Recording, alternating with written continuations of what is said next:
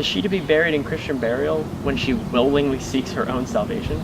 I tell thee she is, therefore make her grave straight.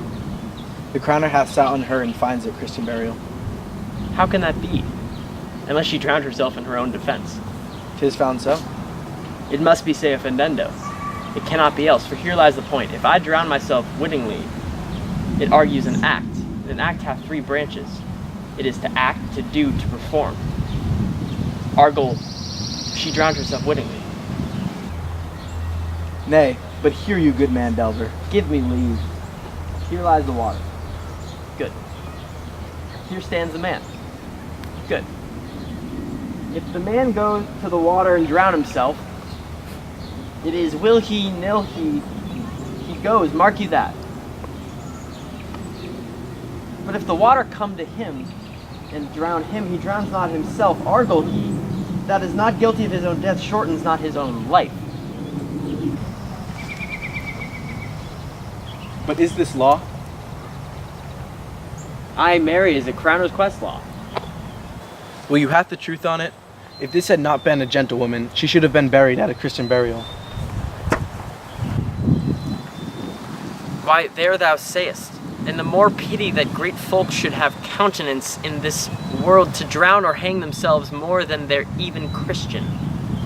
Come, my spade. There is no ancient gentleman, but gardeners, ditchers, and grave makers, they hold up Adam's profession.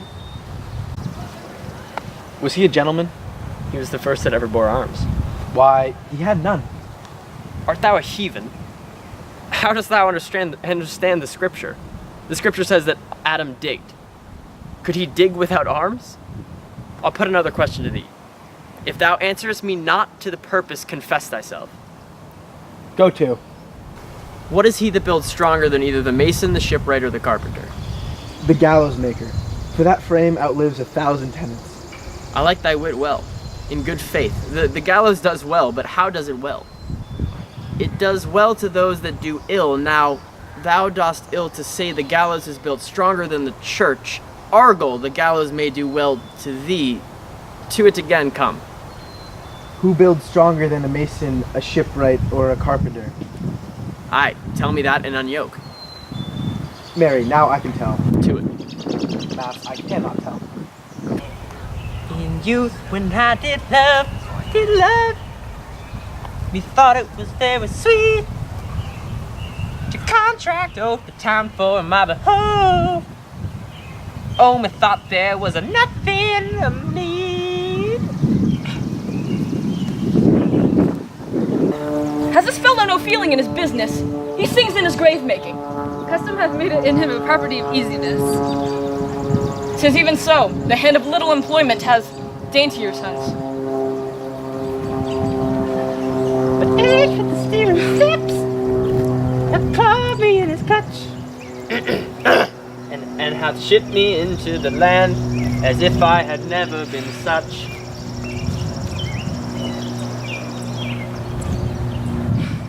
That skull had a tongue in it and could sing once. How the knave jowls it to the ground as if it were Cain's jawbone that it first did murder. This might be the pate of a politician, which this ass now o'erreaches. One that could circumvent God, couldn't it be? It might, my lord. Or of a courtier which could say, "Good morrow, sweet lord, how dost thou, sweet lord?" This might be, my lord, such a one that praised my lord, such a one's horse when he went to beg it, might it not? Aye, my lord. Why, e'en so. And now my lady worms chapless and knocked about the mazzard with the sexton's spade. Here's a fine revolution, and we had the trick to see it.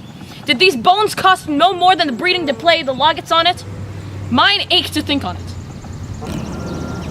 Pickaxe and the spade, bow and the shrouded sheet. Oh, a bit of crate to be made for such a guest to meet.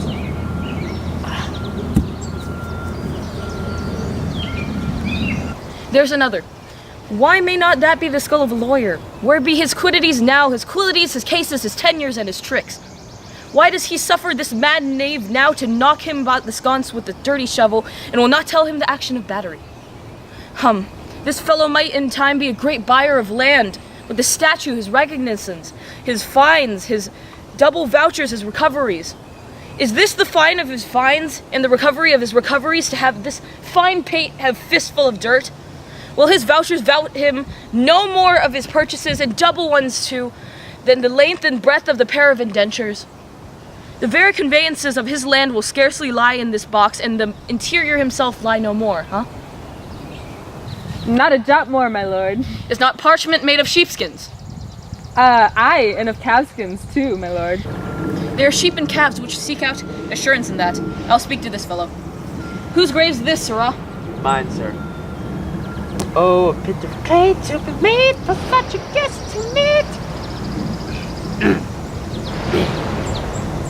I think it be thine indeed, for thou liest in it.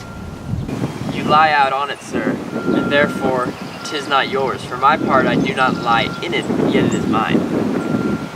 Thou dost lie in it to be in it and say it is thine, for 'tis for the dead, not for the quick. Therefore thou liest. 'Tis a quick lie, sir. 'Twill away again from me to you. What man dost thou dig it for? For no man, sir.